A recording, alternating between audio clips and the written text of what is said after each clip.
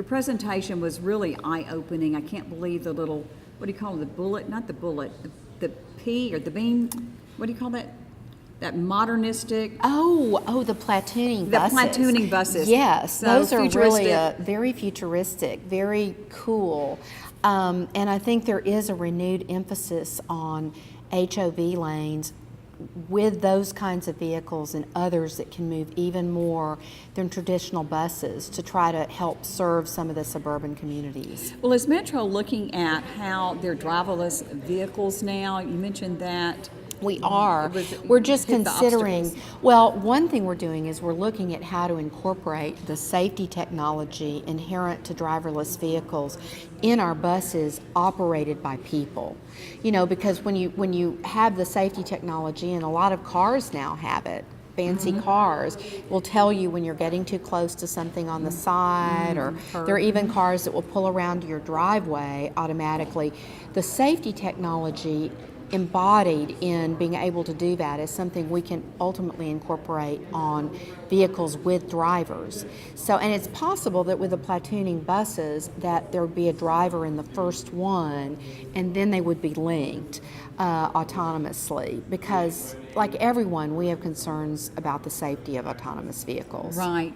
One of the things I saw in your brochure, so thank you for giving that out today, was the emergency preparedness. It had a picture of all the buses lined up and ready to go during a disaster. Can you tell us more about that as we get closer to hurricane season? How does Metro respond? How are you prepared? We do try to prepare by moving as many of our buses out of low-lying areas as we possibly can. And so that's what we did with that widely circulated photo. It was a very smart move on the part of our team, and as a matter of fact, we did sustain much less damage as an agency due to Harvey than we otherwise would have had those preparations not been made. We did sustain some damage, but we didn't. Most of our buses were not waterlogged and thus ruined, because our buses really aren't equipped for high water. Oh, that's interesting. Well, if there is a flood, Metro isn't really a part of that, because I remember the Metro rail line that shut down because the water, didn't it? Actually, the Metro rail line made it through virtually the entire storm. It did not get flooded out. Now, the roadways for our park and rides did get flooded out.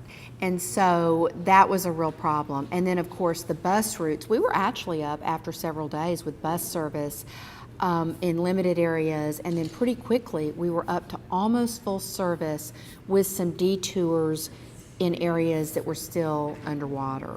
Tell me what's going to happen with the plan about, wasn't there going to be Metro on West Park? Well, there was, back in the 2003 referendum, there was going to be a rail line from downtown to the Galleria, even farther actually, that went down Richmond, jogged south on Cummins, I believe, Cummins or Timmins, and then continued on West Park out to the Galleria area. That has not been built, and that same connection we're looking at and considering perhaps an alternative technology to rail. Well, tell me, you also mentioned in your presentation about there being a bond election. Is that right? You said maybe this November or maybe next year? Right. Tell us about that. Well, we are embarked on an entirely new planning process. We're starting with the 2003 plan to see what still makes sense, and then we are going to come up with our own plan and ask for funding to get started on it. And in order to have enough funding to get started, we'll need to issue debt, and the voters need to approve that, because our debt would be collateralized by our sales tax revenue. And when that happens, we have to go to the voters and ask for approval, so that's what we'd be doing. So it doesn't really involve money on the taxpayers, on the voters' part? Absolutely. It's just to approve the debt? Correct. Okay. No tax increase whatsoever. No sales tax increase, no property tax increase, none of that. It is purely issuing debt that we can afford to pay back based on our financials. And as I mentioned, we budget very prudently, and so I think the voters will be able to trust that we'll be able to do that. Okay.